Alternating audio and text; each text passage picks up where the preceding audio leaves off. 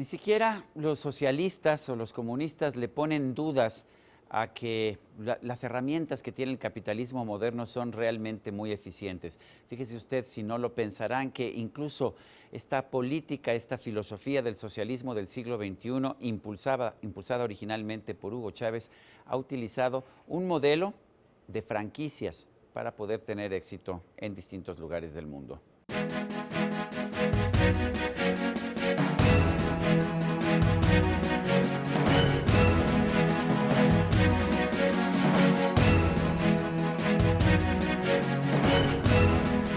Fabián Pozo tiene 23 años de edad. Él es abogado por la Universidad de La Suay en Ecuador y actualmente es estudiante de una maestría en la Universidad Berkeley de los Estados Unidos, en California. Él acaba de ganar el premio para estudiantes en el 9º concurso de ensayo de Caminos de la Libertad. Lo hizo con un ensayo muy interesante que se llama La franquicia del socialismo del siglo XXI. Fabián, gracias por estar con nosotros aquí en la entrevista. Muchas gracias. Cuéntenos, Fabián, en primer lugar, ¿qué es el socialismo del siglo XXI? Mucho se utiliza el término en América Latina, aquí se conoce en México, pero no todo el mundo sabe qué es. ¿Qué es el socialismo del siglo XXI? El socialismo del siglo XXI, Sergio, no viene a ser otra cosa que el socialismo del siglo XX mejor presentado. Como usted decía en la introducción, las tácticas del capitalismo han servido a los enemigos del capitalismo para vender mejor su producto. Usted de hecho plantea casi que es un sistema ya de franquicias, ¿no? Este socialismo del siglo XXI. ¿De dónde surge esa idea? Exactamente. ¿Por qué? Porque el modelo socialista del siglo XXI que ha llevado Hugo Chávez, Rafael Correa, Cristina Kirchner, ha pasado de país en país como una franquicia con tanto o más éxito que el McDonald's. A ver, ¿cómo es esto de la franquicia del socialismo del siglo XXI? ¿Cómo funciona? En realidad, después de la caída del muro de Berlín, la izquierda internacional se vio un poco acorralada, pero sin embargo no fue derrotada. Simplemente tomó conciencia de que debía presentar mejor su producto. Tengamos en cuenta una cosa, al momento de la caída del muro de Berlín, solamente un partido, miembro del Foro de Sao Paulo, estaba en el poder y lo sigue hasta ahora, el gobierno cubano. Algunos años después, a fecha de hoy, casi todos los partidos miembros del Foro de Sao Paulo han llegado al poder y por vía democrática. ¿Cómo lo han hecho? Aplicando las tácticas de la economía de mercado para su retórica antimercado. Para vender su producto contra el mercado. ¿Cómo venden este producto para el mercado? Inicialmente, y resumiendo, hacen un estudio de mercado, focalizan el mensaje a dónde quieren dirigirse, hacen una política de precios introductorios, como le digo yo, y posteriormente fidelizan a los clientes, levantan barreras de entrada para los que piensan diferente y ahí sí sacan las cláusulas en letra pequeña. ¿Cómo funciona esto? En principio, tienen que hacer un estudio de mercado, cómo presentan el mensaje. Se aprovecha mucho la educación que ha estado tomada por partidos afines a la izquierda previo a la caída del muro de Berlín, se aprovechan de la afinidad que tiene todavía el movimiento obrero y atraen a nuevos grupos de votantes con un mensaje un poco acomodado, cambiando un poco el sentido de las palabras, por ejemplo con el ecologismo, con el tema del aborto, con el tema de la legalización de drogas.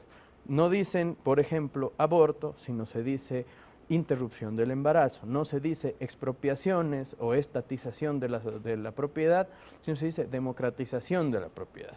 Una vez que se ha agrupado esto y se logra llegar al poder en base a una retórica de ruptura, es decir, venimos a romper con todo, evocando el pasado reciente, como lo dice Pablo Iglesias en España de Podemos, es decir, la casta, los políticos, en Ecuador, Correa diciendo los pelucones, lo anterior, lo inmediatamente anterior y presentando una ruptura con todo.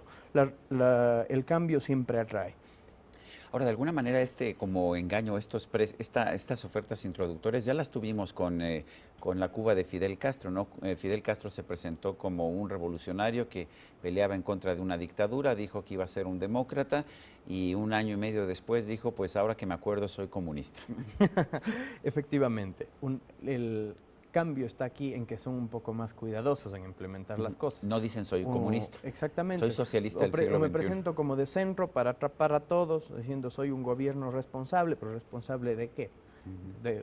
Según las ideas hitlerianas de eliminar judíos era responsable, según las ideas stalinistas llevar a la pobreza a medio continente era responsable por ser coherente con su ideología. Lo que hacen es presentar de mejor manera las cosas y aplicar una visión que de cierta manera ve a los votantes como consumidores que adquieren el producto de la idea. ¿Cómo lo hacen? Llegando al poder a implementar lo que yo digo precios introductorios o políticas introductorias, que son altamente populistas. Bonos de la pobreza, alta gasto público, porque no es necesariamente una inversión, y con lo que empiezan a fidelizar votantes, a posicionar la marca de la revolución. Una vez están en el poder, empiezan a levantar barreras de entrada para los partidos políticos que podrían ser opositores. No nos olvidemos que en la mayor parte de países en el que ha habido un cambio constitucional con tendencia socialista, se ha decretado la eliminación o reinscripción de todos los partidos anteriores. ¿Y esto por qué es sumamente importante? Porque los partidos políticos en democracias más avanzadas operan como una cadena de distribución en el mercado, una cadena de distribución de ideas, porque tienen, si bien líderes nacionales, tienen líderes locales, líderes barriales, líderes cantonales, por lo cual forman una gran red de distribución. Eliminada esa red, es muy difícil para un nuevo movimiento opositor surgir, porque primero tiene que levantar esa red antes de poder presentar su idea a los votantes. Entonces, ahí sí, y mientras pasa todo esto, empiezan a asomar las cláusulas en letra pequeña, cuando la gente se empieza a dar cuenta del tema. Y asoma la realidad económica, que en el fondo, como le decía, es la misma, porque las políticas económicas son las mismas. El estatismo, la nacionalización, las restricciones de importaciones, la emisión de moneda. Ahora, ellos dicen que esto funciona y vemos, por ejemplo, que acaba de ser electo Evo Morales en Bolivia y dice, mira, pues me reeligen porque mi país está teniendo un boom económico, y a Rafael Correa en tu país, en Ecuador, dice, es que nos está yendo muy bien precisamente gracias a mis políticas. ¿Qué respondes a eso? Que no son sostenibles. Que efectivamente, si es que yo en este momento, Sergio, me endeudo para vivir muy bien, tengo 23 años, me endeudo por $1.000.000 y me compro una casa en Cancún, sí, me compro un yate, me compro un Mercedes-Benz, vivo muy bien por un tiempo. Pero ¿qué pasa cuando tenga que pagar esas deudas? Cuando tenga que pagar esa deuda y yo no haya invertido en mi capacidad productiva y no tenga de dónde pagar, probablemente lo sufra yo cuando cumpla 30 y lo sufran mis hijos cuando los tenga. Porque los impuestos no son otra cosa que robarnos horas de trabajo. La deuda externa e interna que se dispara curiosamente en los países del socialismo, por ejemplo en el Ecuador durante los últimos meses, no es otra cosa que esta generación viviendo a expensas de la siguiente, nosotros viviendo a expensas de nuestros hijos. O sea que al contrario de lo que hace una familia, que es el padre busca ahorrar, busca tener dinero para educar a sus hijos, para que sus hijos vivan mejor que él, lo que están haciendo los gobiernos es exactamente lo contrario. Como decía Churchill, un estadista lo es cuando piensa en las próximas generaciones y no en las próximas elecciones.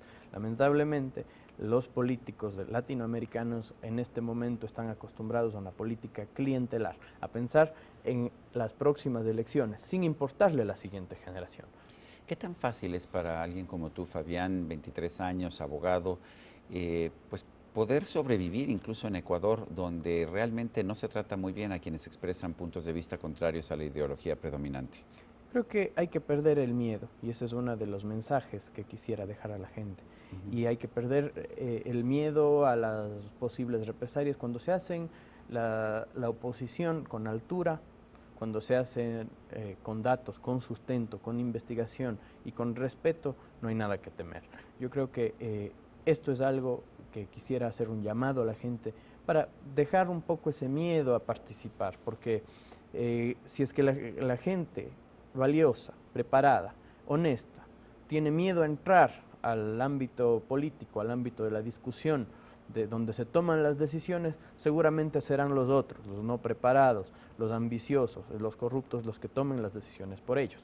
Ahora estamos viendo a poblaciones muy importantes en todos los países de América Latina, incluso de otras regiones del mundo, que pues que sí les ha gustado mucho este negocio de franquicia, que sí lo ven como un negocio muy viable y que sí sienten un gran atractivo. De hecho, vemos aquí mismo en México, pues a mucha gente que dice es que el camino de este país es el que lleva a Venezuela, es el que lleva a Ecuador, es el que lleva a Argentina, es el que lleva a Bolivia. ¿Qué opinas tú? Que a lo mejor se han comido el cuento de la franquicia y no han visto las cláusulas en letra pequeña de su contrato. Que aparecen después las restricciones a la libertad de expresión, que aparecen después las restricciones al comercio, las restricciones al emprendimiento, los altos impuestos, van apareciendo con posterioridad. Y asimismo, no se los ve en primera instancia, y por eso muchos adquieren esa franquicia y muchos, digamos, firman el contrato sin leerlo, como cuando aceptamos las políticas de privacidad de Facebook.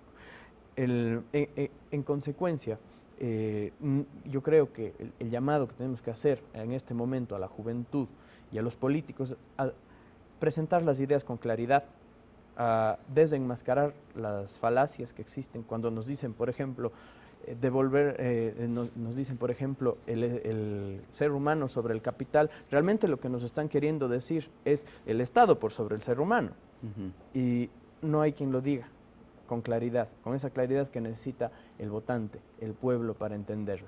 Hay que devolverle el poder al ciudadano que el Estado controlador poco a poco le ha ido quitando, su capacidad de decidir qué consumir, qué opinar, cómo pensar, que se van armando el andamiaje jurídico del socialismo del siglo XXI. Fabián, ¿qué viene para ti como abogado, como alguien comprometido políticamente? Ha sido muy común que en los países de América Latina, cuando llegan estos regímenes, pues la gente joven con capacidad de trabajo, la gente pensante muchas veces prefiere irse del país. Vimos un éxodo impresionante de Cuba después de la Revolución Cubana, lo hemos visto ahora con los venezolanos.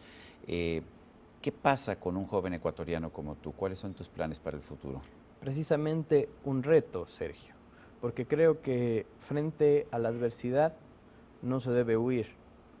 Frente a la adversidad se deben buscar oportunidades y decir las cosas como son. Precisamente yo creo que ese éxodo de intelectuales, de políticos, de jóvenes, de emprendedores que salieron de Cuba en su momento, que lo han hecho de otros países, ha permitido que no haya un camino de salida viable a corto plazo. Yo no pienso salir del Ecuador, yo pienso quedarme y pienso seguir difundiendo las ideas de la libertad, seguir investigando, seguir publicando.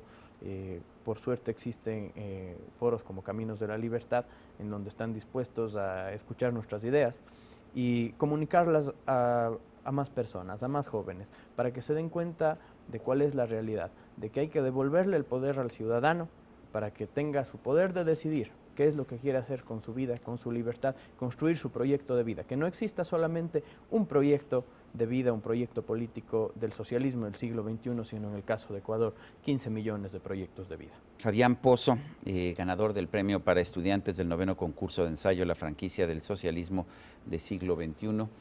Yo quiero agradecerte el que nos hayas aportado a Caminos de la Libertad este ensayo y el que hayas estado con nosotros en la entrevista. Muchas gracias a usted y a Caminos de la Libertad por la invitación.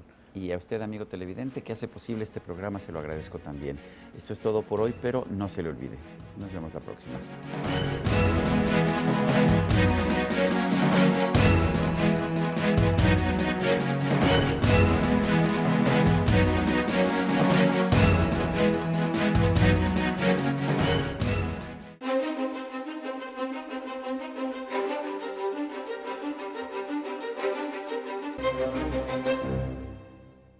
A más de un mes desde que se inició el paro general de labores en los 44 planteles del Instituto Politécnico Nacional, hay poca claridad respecto a cuánto tiempo más habrá de pasar para que los estudiantes puedan regresar a clases o para que haya un acuerdo que deje a todas las partes satisfechas. Mientras tanto, la Asamblea General de Estudiantes Politécnicos aceptó el diálogo con el gobierno federal para encontrar una solución al conflicto que mantiene en paro indefinido a una de las máximas casas de estudio de nuestro país. Y por primera vez en la historia de las manifestaciones, el diálogo será televisado en aras quizás de dar transparencia a la discusión. Sin embargo, a estas alturas comienza a fragmentarse el movimiento que inició como uno de los más emblemáticos por su coordinación, disciplina y elocuencia, debido a que los grupos de estudiantes que buscan mesas de diálogo con sus compañeros de la Asamblea General para retomar las clases ante el riesgo latente de perder el ciclo escolar.